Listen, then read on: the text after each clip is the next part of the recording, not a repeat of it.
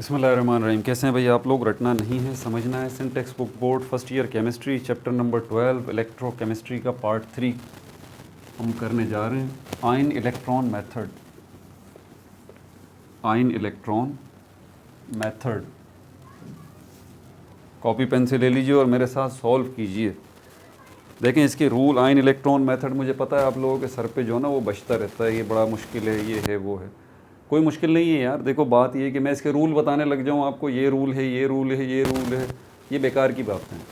इसको practical approach में लेके आएँ। ये जो एग्जाम्पल दी हुई है ना, ये आपके पेज नंबर 243 के ऊपर एग्जाम्पल दी हुई है। एग्जाम्पल 12.2 इसको लें।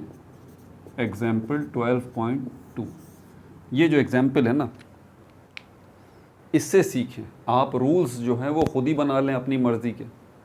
ठीक है, तो मेरे साथ चलें। यहाँ पर इसको बैलेंस करना है। आयन इलेक्ट्रॉन मेथड के अंदर आपको करना क्या है? आयन इलेक्ट्रॉन मेथड के अंदर आपको करना क्या है? इक्वेशन को बैलेंस करना। इक्वेशन को बैलेंस करना, ये भी एक तरीका है इक्वेशन को बैलेंस करने का। जैसे कि यहाँ पर ये एक इक्वेशन है, nitric acid HNO3 plus hydrogen sulphide. ठीक है भाई, और इससे बन रहा है नाइट्रिक ऑक्साइड, सल्फ़र और वाटर बन रहा है। ठीक है, नाइट्रिक एसिड हो गया HNO3। अब वैसे अगर हम इसको इक्वेशन को बैलेंस करना चाहें तो कोई मसला नहीं है, हम कर सकते हैं। लेकिन प्रॉब्लम यही है, वो बोल रहा है कि भाई इसको बैलेंस करना है आयन इलेक्ट्रॉन मेथड के ज़रिए, इस मेथड के ज़रिए। अब इसमें करें क्या? अगर आपकी अच्छी ग्रिप है ना ऑक्सीडेशन नंबर फाइंड आउट करने में,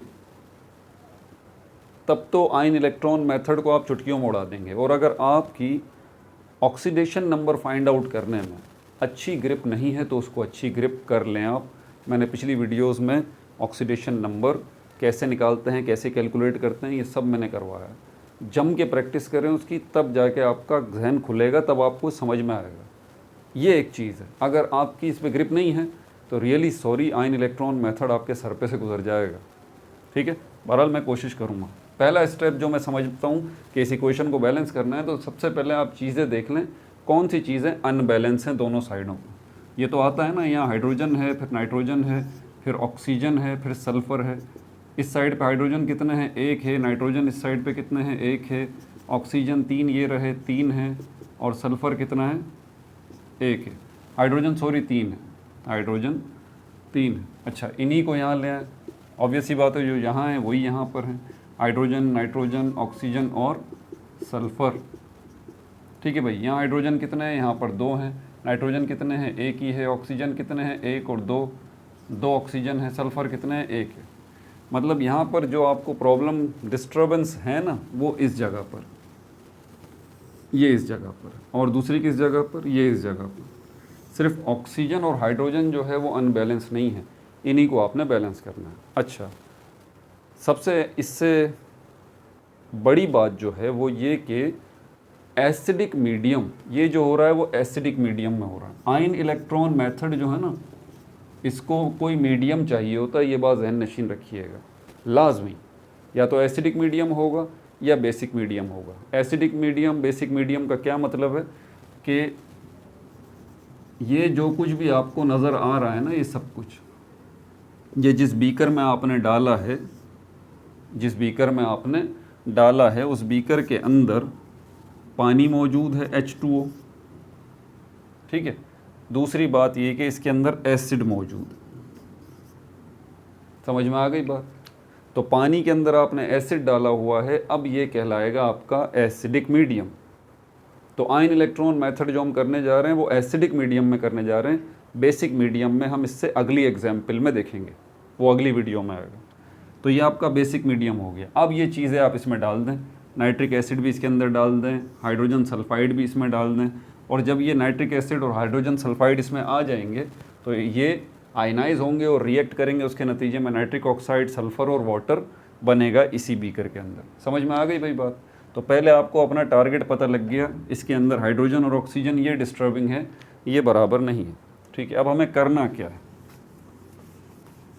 अब करना क्या है, अब आपको बता देता हूँ। जैसे कि मैंने पहले कहा कि अगर ऑक्सीडेशन नंबर फाइंड आउट करने में आपकी ग्रिप अच्छी नहीं है तो ये आपके लिए परेशानी का बाइस बनेगी। आपको स्टेप नंबर 1 असल में इसका यही है, ये स्टेप नंबर 1 कहलाता है कि पहले आप ऑक्सीडेशन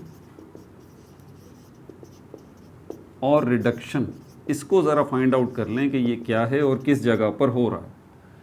ऑक्सीडेशन भी एक टाइप है केमिकल रिएक्शन की, रिडक्शन भी एक टाइप है केमिकल रिएक्शन की, बल्कि ये कहना मुनासिब होगा कि एक ही रिएक्शन के दो हिस्से हैं ये, ऑक्सीडेशन रिडक्शन। ठीक है, आगे पीछे होते हैं, तब जाके कलेक्टिवली ये ऑक्सीडेशन रिडक्शन जो है वो रिडॉक्स रिएक्शन कहलाता है। Redox reaction, redox reaction. तो रिडॉक्स रिएक्शन के दो हिस्से हैं ये, ऑक्सीडेशन और रिडक्शन। मतलब ऑक्सीडेशन होगा तो रिडक्शन लाजमी होगा, रिडक्शन होगा तो ऑक्सीडेशन लाजमी होगा। पहली बात क्या है, ऑक्सीडेशन रिडक्शन केमिकल रिएक्शन है।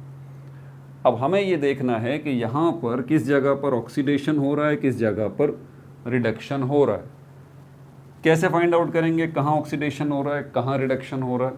ऑक्सीडेशन नंबर की मदद से, ऑक्सीडेशन नंबर की मदद से। मिसाल के तौर पर मैं इतना तो पता होगा ना कि ये नाइट्रिक एसिड से ये इससे बन क्या रहा है, यहाँ पर ये देखिए।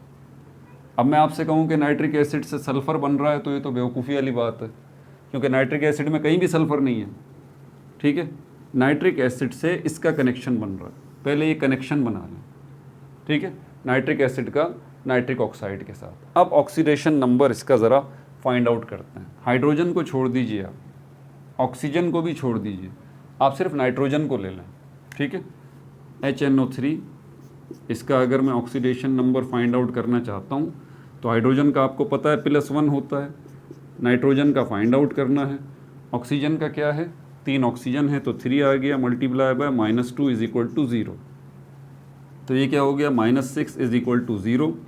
नाइट्रोजन +1 वहाँ जाएगा, -6 भी वहाँ जाएगा, तो ये क्या हो जाएगा, प्लस का 6 हो जाएगा, ये माइनस का 1 हो जाएगा, और नाइट्रोजन जो है ये ऑक्सीडेशन नंबर इसका +5 आ जाएगा। तो यहाँ पर नाइट्रोजन की ऑक्सीडेशन नंबर +5 है।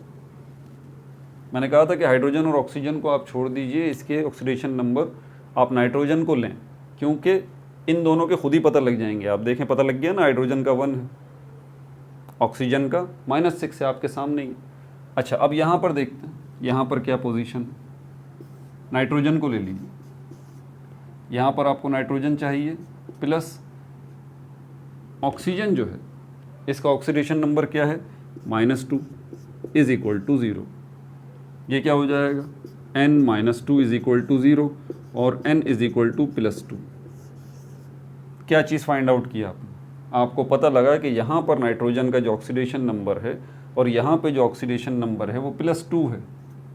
ठीक है, अब जो चीज़ है उसको नोट कर लें अगर आपको पता नहीं है तो। ऑक्सीडेशन नंबर डिक्रीज़ हो रहा है या इंक्रीज़ हो रहा है, बस ये चीज़ ये तय करेगी आया ऑक्सीडेशन हो रहा है या रिडक्शन हो रहा है। मैं अपनी बात दोहरा रहा हूँ, आप सिर्फ ये देख लीजिए कि ऑक्सीडेशन नंबर इंक्रीज़ हो रहा है या डिक्रीज़ हो रहा है, ऑक्सीडेशन नंबर बढ़ रहा है या कम हो रहा है। यही बात ये तय करेगी कि यहाँ पर ऑक्सीडेशन हुआ है या रिडक्शन हुआ है। ऑक्सीडेशन के लिए ऑक्सीडेशन नंबर का ON मतलब ऑक्सीडेशन नंबर का इंक्रीज़ होना शर्त है, बढ़ जाना शर्त है। और रिडक्शन के लिए मैंने कहा नोट कर लें इसको, रिडक्शन के लिए ऑक्सीडेशन नंबर का डिक्रीज़ होना शर्त है। इसको नोट कर लें अपने पास। अब यहाँ पर आप देख लीजिए, नाइट्रोजन का ऑक्सीडेशन नंबर यहाँ पर क्या है, +5, अभी हमने फाइंड आउट किया। वहाँ पर नाइट्रोजन का क्या है, +2। तो ये ऑक्सीडेशन नंबर इंक्रीज़ हुआ है या डिक्रीज़ हुआ है, डिक्रीज़ हुआ है, कम हुआ है। यहाँ ऑक्सीडेशन नंबर नाइट्रोजन का +5 था, वहाँ पर +2 हो गया, डिक्रीज़ हो गया। तो डिक्रीज़ हो गया मतलब ये क्या हुआ है, यहाँ पर ये हुआ है रिडक्शन। क्या हुआ है, रिडक्शन। मुबारक, आपने फाइंड आउट कर लिया कि यहाँ पर रिडक्शन हुआ है। किसकी मदद से, ऑक्सीडेशन नंबर्स की मदद से। ये देखें, रिडक्शन जिसमें ऑक्सीडेशन नंबर डिक्रीज़ हुआ। ठीक हो गया। अब यहाँ पर इसको ज़रा देख लेते हैं कि ये क्या बोल रहा है। हाइड्रोजन सल्फाइड का सल्फ़र से ज़रा ताल्लुक़ देख लेते हैं।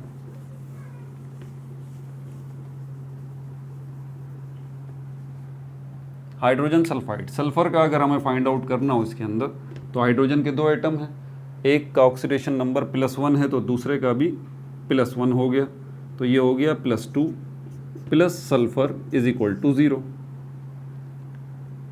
2 को वहाँ लेके जाएंगे तो ये हो जाएगा -2, मतलब इस जगह पर सल्फर का ऑक्सीडेशन नंबर है -2। उस साइड पे जाके अब सल्फर का क्या ऑक्सीडेशन नंबर है, ये आपको याद है ना ऑक्सीडेशन नंबर के रूल्स के अंदर से, एलिमेंट्स जो हैं उनका ऑक्सीडेशन नंबर 0 होता है, सल्फर एलिमेंट है यहाँ पर, ठीक है। तो इसका ऑक्सीडेशन नंबर हो गया 0, तो यहाँ पर ऑक्सीडेशन नंबर 0, यहाँ पर -2, नंबर लाइन का पता है ना, नंबर लाइन में एक प्लस होता है, फिर ये 0 होता है, फिर +1 होता है, +2 होता है, +3 होता है, राइट हैंड साइड पे नंबर्स जा रहे होते हैं नंबर लाइन में, पीछे चलें -1 -2 -3 -4 ऐसे ही है। तो ये देखिए अगर आप -3 से -2 पे आ रहे हैं ना तो नंबर बढ़ रहा है, -2 से -1 पे आ रहे हैं नंबर बढ़ रहा है, -1 से 0 पे आ रहे हैं नंबर बढ़ रहा है, 0 से +1 पे आ रहे हैं नंबर बढ़ रहा है, +1 से +2 पे जा रहे हैं नंबर बढ़ रहा है। अब यहाँ पर देखें ज़रा, सल्फर का ऑक्सीडेशन नंबर क्या है -2, मतलब यहाँ पे खड़ा है अभी सल्फर, और यहाँ पर दूसरी साइड पे सल्फर का ऑक्सीडेशन नंबर क्या है 0, मतलब यहाँ से यहाँ आ गया, तो क्या हुआ ऑक्सीडेशन नंबर बढ़ा है ना, बिल्कुल बढ़ा है। तो अगर बढ़ गया है तो फिर ऑक्सीडेशन में क्या होता है, ऑक्सीडेशन नंबर इंक्रीज होता है, मतलब यहाँ पर हुआ है ऑक्सीडेशन। ये था जो सबसे मुश्किल स्टेप था, ये था जो सबसे मुश्किल स्टेप था। अगर ये स्टेप आपको आता है तो बस आयन इलेक्ट्रॉन मेथड आपके लिए कोई इशू नहीं है, बाकी सब आसान है, ठीक है भाई।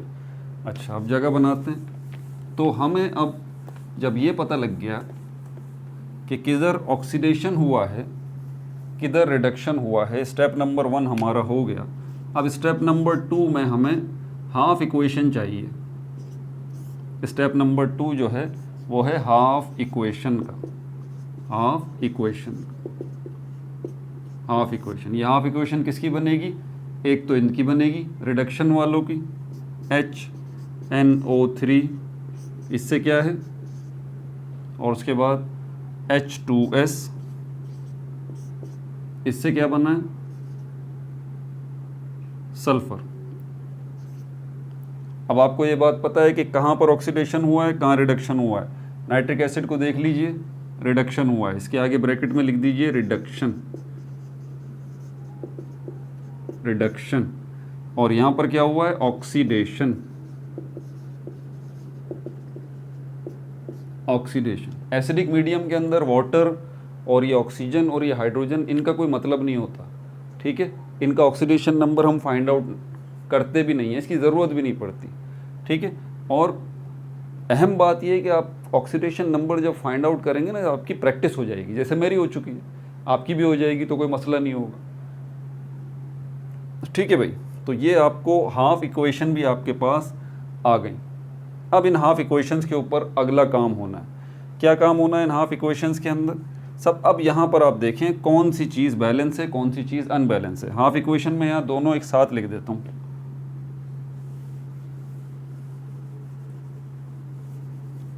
ये रहे हाइड्रोजन सल्फाइड और इससे क्या बन रहा है सल्फर बन रहा है, ठीक है भाई। अब यहाँ पर नाइट्रिक एसिड देखें और यहाँ पर नाइट्रिक ऑक्साइड को देखें, नाइट्रोजन एक है नाइट्रोजन एक है, कोई मसला नहीं है। ऑक्सीजन कितने हैं 3, ऑक्सीजन कितने हैं यहाँ पर 1। अब पता है आप एसिडिक मीडियम में, ध्यान से सुनिएगा मेरी, एसिडिक मीडियम में आप 2 चीज़ों की मदद से अपनी इक्वेशन बैलेंस करते हैं। एक है हाइड्रोजन आयन, ठीक है भाई, एक है हाइड्रोजन आयन और दूसरा है H2O के मॉलिक्यूल।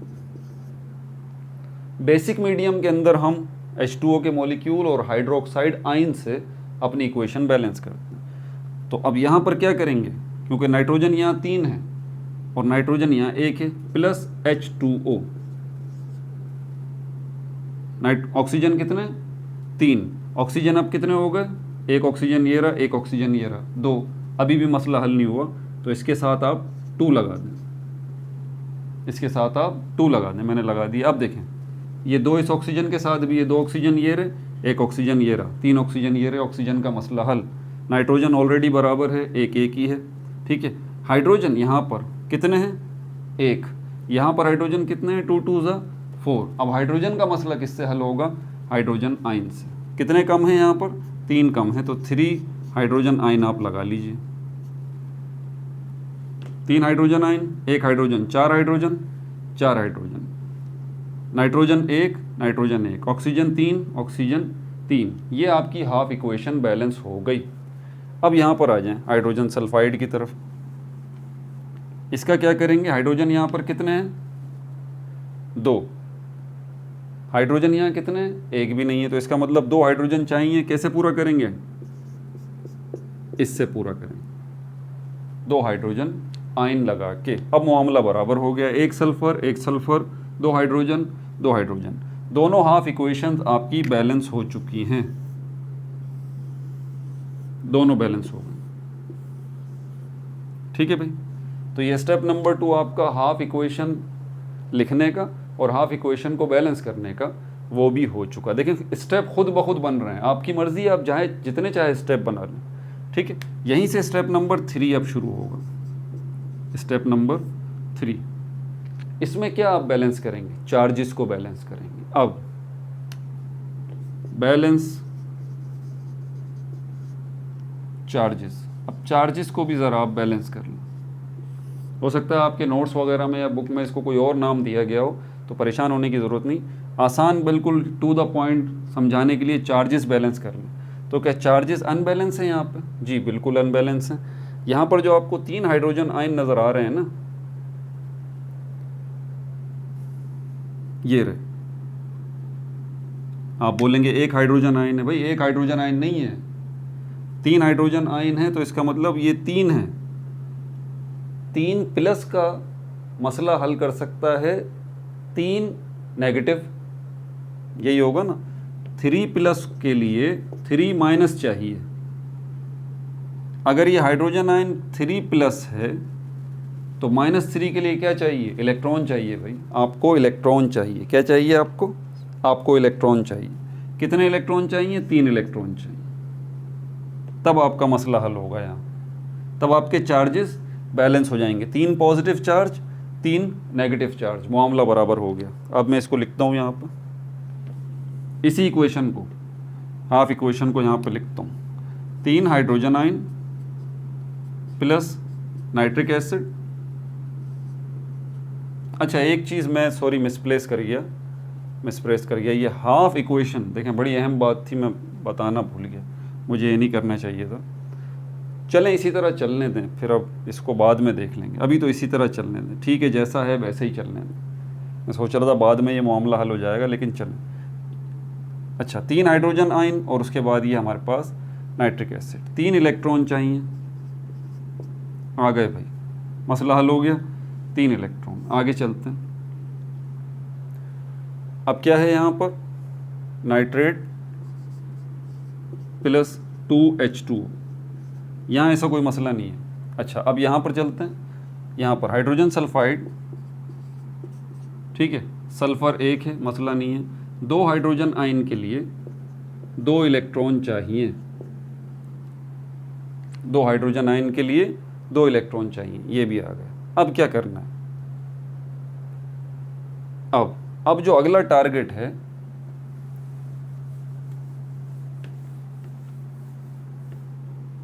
अब जो अगला टारगेट है वो ये है कि इन दोनों इक्वेशन को आपने एक जगह लाना है।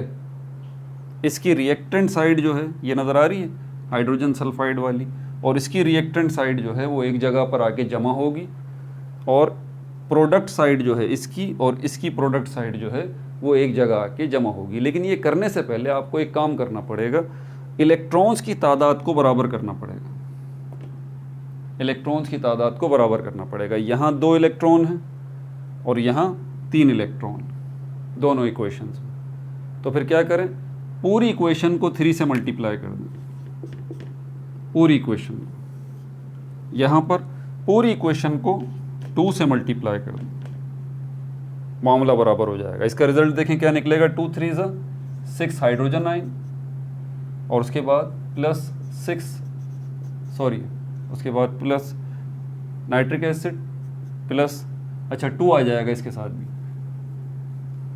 2 से मल्टीप्लाई हो रहा है ना तो सब होंगे, ये 2 3 ज़ा 6 हो जाएगा, ये 2 नाइट्रिक एसिड हो जाएगा और यही 2 इसके साथ आएगा, 2 3 ज़ा 6 इलेक्ट्रॉन। ठीक है भाई, यही 2 इसके साथ भी जाएगा नाइट्रिक एसिड के साथ, तो ये 2 नाइट्रिक ऑक्साइड हो जाएगा, ये 2 2 ज़ा 4H2 हो जाएगा, 4H2O। देख रहे हैं आप, पूरी इक्वेशन को मैंने 2 से मल्टीप्लाई किया। बिल्कुल इसी तरह यहाँ पर पूरी इक्वेशन को 3 से मल्टीप्लाई करूँगा तो ये हो जाएगा 3 हाइड्रोजन सल्फाइड, ठीक है, और 3 सल्फर और 3 2 ज़ा 6 हाइड्रोजन आयन और 3 2 ज़ा 6 इलेक्ट्रॉन। देख रहे हैं?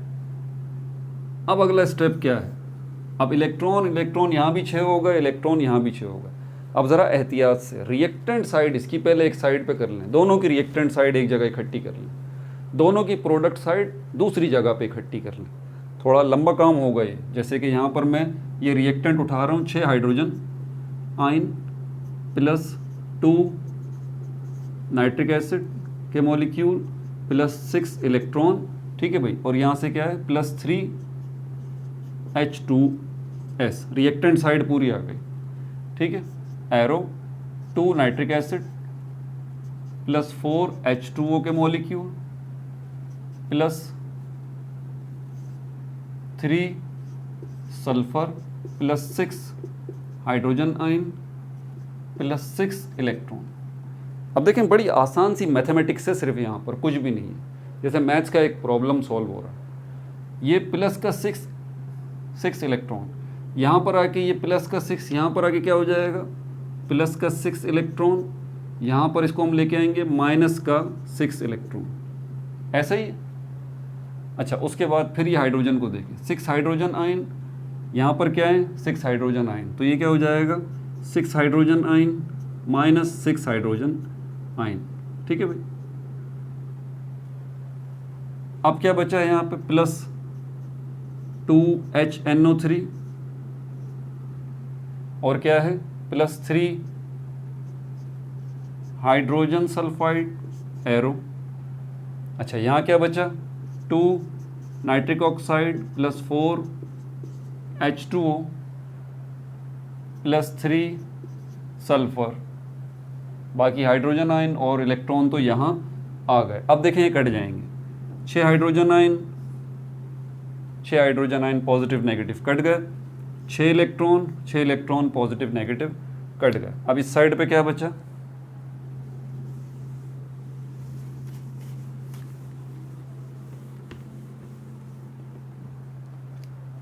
इस साइड पे क्या बचा 2HNO3 plus 3 hydrogen sulphide 2 nitric acid 4H2O plus 3S। ये आपकी इक्वेशन बैलेंस कर लिया आपने आयन इलेक्ट्रॉन मेथड की मदद से। चेक करना है बैलेंस है या नहीं है, चेक कर लें। हाइड्रोजन है, यहाँ पर नाइट्रोजन है, ऑक्सीजन है और सल्फर है। हाइड्रोजन कितने हैं 2, नाइट्रोजन कितने हैं 2, 2 3 ज़ा 6, ऑक्सीजन कितने हैं 6, बल्कि हाइड्रोजन यहाँ भी तो है ना यार, 2 हाइड्रोजन ये रहे, 3 2 ज़ा 6, 8 हाइड्रोजन, ठीक है भाई। 2 नाइट्रोजन 2 3 ज़ा 6 ऑक्सीजन हो गए। सल्फ़र कितने हो गए हमारे पास 3 सल्फ़र होगा, यही यहाँ पर होंगे हाइड्रोजन नाइट्रोजन ऑक्सीजन सल्फ़र, ठीक है भाई। हाइड्रोजन कितने हैं यहाँ पर 4 2 ज़ा 8, नाइट्रोजन कितने हैं 2, ऑक्सीजन कितने हैं 2 और 4 कितने हो गए 6 ऑक्सीजन, सल्फ़र कितने हैं ये 3 आ गए। ये आपकी इक्वेशन बैलेंस हो गई, ठीक है। ये एसिडिक मीडियम में। अब जो एक चीज़ जो मैं बताना कह रहा था ना, बताना मैं भूल गया, अच्छा हुआ भूल गया वो, वरना वो आपको कंफ्यूज करती, परेशान करती। वो उसको क्यों रखा गया उस स्टेप को बीच के अंदर, वो था आयनाइज करना। वो क्या था स्टेप पता है आपको, ये था कि नाइट्रिक एसिड को आप आयनाइज कर दें, hydrogen ion plus nitrate ion. आप देखेंगे आपको मुख्तलिफ जगहों पर मुख्तलिफ स्टेप्स नज़र आएंगे, ठीक है, लेकिन मैं इसको रिकमेंड नहीं करूँगा, इसकी ज़रूरत नहीं है, ज़रूरत ही नहीं है इसकी, टेंशन फिजूल में क्यों पाल रहे हैं। डायरेक्टली इसको सीधा सीधा लेके चलें, सिंपल बनाएं। कितने स्टेप में मामला हो गया, देखिए 3 स्टेप में आपका इक्वेशन बैलेंस हो गई, ठीक है भाई। अगली एग्जाम्पल जो एग्जाम्पल 2.12.3, इसके अंदर हम बेसिक मीडियम के अंदर, ठीक है, बेसिक मीडियम के अंदर आयन इलेक्ट्रॉन मेथड के ज़रिए इक्वेशन को बैलेंस करना सीखेंगे, ठीक है भाई। अपना बहुत ज़्यादा ख्याल रखिएगा। No like no subscribe, only share.